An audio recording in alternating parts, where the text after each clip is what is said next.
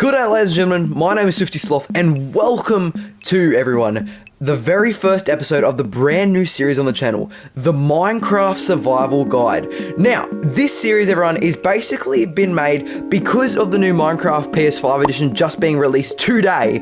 I thought it would only be right to make you guys a nice little series to show you all, anyone who might be noob to playing Minecraft, or anyone that may not know the most things about Minecraft, how to play everything and how to do everything within Minecraft. So in this series, we're going to be doing how to build farms, how to trade with villagers, how to build everything. So with that said, ladies and gentlemen, today, everyone, we are going to be showing you all how to survive your very first night. So with that said, let's go straight into it. Now, everybody, this series is going to be made on the Minecraft Bedrock edition. This is because I feel like majority of the playbase is on this edition, and obviously with the new PS5 just coming out, I'm just going to go through a quick rundown with some of the settings to go for. So obviously in general, we're going to do in survival. You can do any difficulty. For a bit of a challenge, I'm going to do hard mode. Hardcore, if you're new to the game, I would not recommend doing that. Next, so in advanced, what we want to do is we don't need bonus chests. However, we will need to show our coordinates so we don't lose ourselves. Show days played, that's just a vanity thing. I personally like having it on there. Recipe unlocked.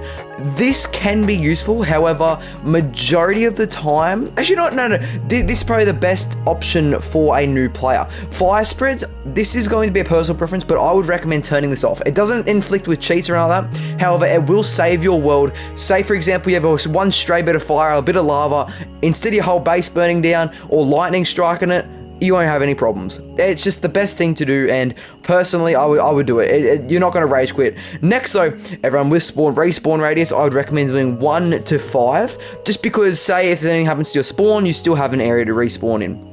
Next, though, is simulation distance. This is personally the most important factor within your world, because it's going to showcase how productive things like farms and respawn things like that, how they're going to be. Now, I would recommend having it between 4 to 8 chunks. 10 chunks can be useful, however, if you're on multiplayer especially, I'd recommend this so it doesn't lag out your game. But this will make it so any 128 by 128 blocks around you will be active. So that's just better for your overall farms and stuff like that, and it just allows everything to be a lot more productive. Alrighty, everybody, so now, once you're inside of your Minecraft world, you first want to take a moment and kind of just look around in your surroundings. Personally, I would recommend turning up your render distance just to have a look and see what you have around you. I'll show you how to do that right now. So to turn up your render distance to have a good look around your world is to go into your options right here, go down to video, go all the way down into, at the very bottom right here, you will see right here, render distance. I have mine all out right now to 36 chunks, and once you have done that, it might lag your game a bit, so just be careful. Just have a look around and see what we've got. So as you guys can see in my world, we are in a flower forest. Now, before you do anything, do not move. Grab any dirt blocks you have around you and quickly make a dirt pillar just to signify where your spawn is. This will basically just make it a lot easier. Say for in the future you want to know where you want to build something around your spawn for a safe place for any newcomers. That's just the best thing to do. Now, what you want to do next is actually identify what sort of biome you're in. So as you guys can see, I'm in a flower forest. And just a quick disclaimer, if you have in your world, you spawn in and you're inside of a desert, a badlands, or a island surrounded by water, I just recommend restart your world. Create a new world, go back to the menu and create a new world, because this is setting you up for failure. For a new player, that is just a death sentence. Unless you have a new nice place around you, you're gonna die. So that is just my recommendation for a new player. But everyone, now what we need to do, we need to make good time of our daytime we have at the moment, and straight away go ahead and get some wood on a tree around you. You just do this just by breaking it in and punching it just like that. We're just going to only need just about maybe 5 to 10 logs. And there we go. Okay, so I've got 8 logs right now, and now what you want to do, everyone, is go ahead and go into your crafting menu. Here you will see all these new ingredients and stuff like that. So I'm just going to make, what you're going to want to do is use some of the logs you made and make them into oak planks, or whatever wood planks you have. Next, what you want to do is get some sticks and make them out of 2 oak planks, or planks of whatever you have. After that, use 4 oak planks to create yourself a crafting table. This is how you are going to be building and making everything you need within the game. So as soon as you do this, there is going to be a lot more things you can make. And the first thing that we're going to make, everyone, is a set of tools. So you do this just with any planks you have and any sticks that you have. You go ahead and make yourself a set of tools. I wouldn't worry about a hoe for now.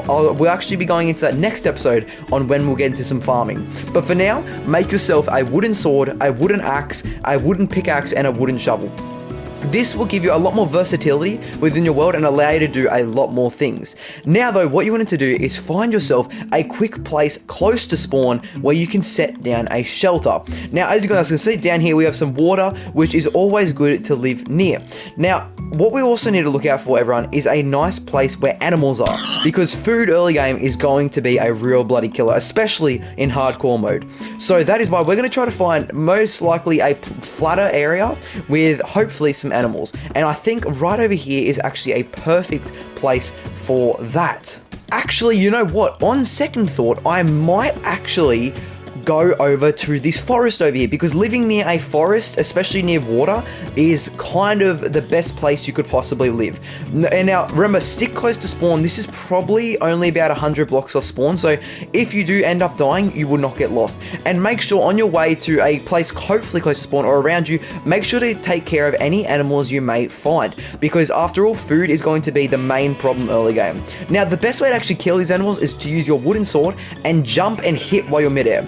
This will allow you to do a critical hit, and the critical hits will basically do double damage and let you kill things a lot faster. However, this will also drain your hunger a lot faster, so be careful about that.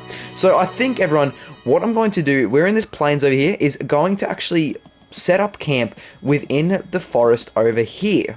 Okay, everybody, so we've made it to this forest area where there's a lot of cliffs. So as you guys can see, my spawn is just right over there across that lake, and the thing is, right here, you may notice it's a bit dark here, and this you need to stay away from, because unless you have torches, which we will get next episode, you're going to be in the danger zone there. As all this, it's going to be pretty bad, because that means mobs can spawn, which means you are defenseless and are probably going to get bloody wrecked. Same with surface caves like this. Although it is good to live near them, I would not live next to them. So I think, everyone, the best place for us to live in this area is probably down in this part right here, because you want to try to find yourself not that. That is the opposite of what you want, because there are zombies in there. Oh god, run away. Alright, I would personally say this area would be good. Now though, everyone, what you want to do is set down your crafting table, get some oak planks, and set down a basic little square shape like this. This will basically allow you to have a basic little shelter for the night. Now what you want to do though is quickly, as fast as you can, go ahead and grab any trees from the area around you. Now, like I said, this is why it's so important to actually set up camp near a place where there is trees, so that way you don't get stuck out at night and you're close to your shelter. Because what we want to do is just have enough logs and planks for a basic structure and house that we should keep us safe for the first night. Now remember, keep in mind, you can always extend this in future, and you can build your starter house however you want. This is just the easiest and most simple way and starter house design that you can have. Another really good factor, which I'll show you, is actually mining into a wall, which I was going to actually eventually do. However, there in this area I'm in right now, there isn't exactly the best option or place to do that. But as you guys can see, right here we have all the logs that we need, and let's get started to work. Now, for this makeshift shelter, what you want to do is just quickly go ahead and make this sort of design like this. You want to raise up these side walls about 3 high, and we'll add some more decorations and whatnot afterwards. But yeah, just like this, you want to raise it up just about 3 blocks high, and then after that, we'll do a roof. But however, we'll do the roof in a much more defined and a lot more cost-effective manner. However, as you guys can see, the sun is going down, which means we need to work bloody fast, because we are about to get caught out in the night, which is something that you do not want to happen. Now, what you want to do though is go ahead like this and do 1 block out and then build across. This is basically make it so you don't have to waste wood on the edges and allow you to kind of just go ahead like this.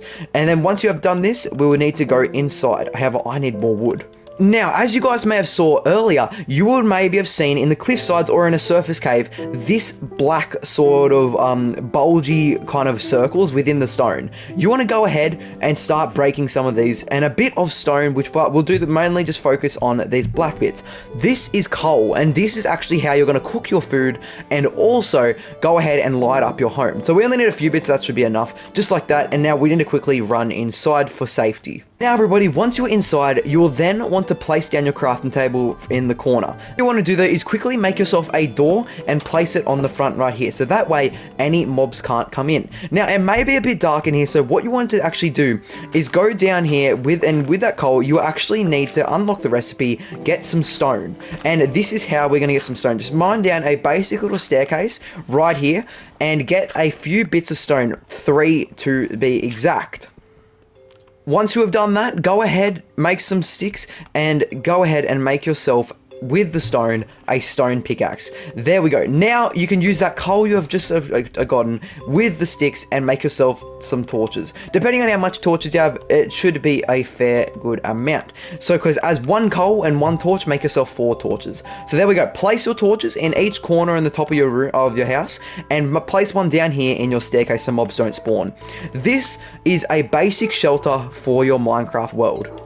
Now everybody, depending on how many animals you killed and what animals you killed, you may have accumulated wool. And wool is actually what you use, everyone, to make yourself a bed. So with the 3 wool, I'm just going to make it here, and as you guys can see, I've made myself a bed. They need to be also the same color wool, because some sheep may spawn to be different colors. So make sure it's all the same 3 pieces of wool, and there you go.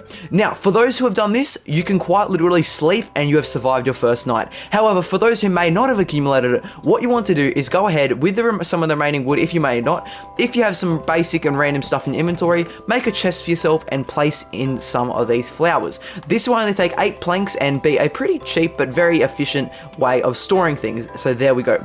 Now, what you want to do if you're stuck out at nighttime and you don't have a bed is quite literally start mining. Make yourself a staircase going down a bit deeper, but make sure you not go too far down, and try to get yourself some basic coal and just a fair amount of stone, as this will keep you alive and give you a nice amount of resources for the next day, which will also be for next episode. But with that everybody, as you guys can see, we'll go ahead, go to sleep, and there we go. But with that everybody, as you guys can see, we have survived the night and it is now daytime. However, you are not out of the danger yet, because some enemies and some creatures, such as a skeleton wearing armor, may not burn in the nighttime, and also these pesky little bastards right here, which you might recognize as being the creeper. Now, the best way to kill these creepers in the morning is to hit them, jump back to make sure they don't explode, and that is how you take them down. And there is how you survive your very first night in Minecraft. I hope this was helpful to you all, and hopefully some beginners out here have just survived their first night for the very first time. With that said, everyone, I hope I see you on the next one, and I hope you did enjoy. If so, subscribe and like the video. But with that said, cheers for watching, everyone. Hope you have a great bloody day, and good bloody bye.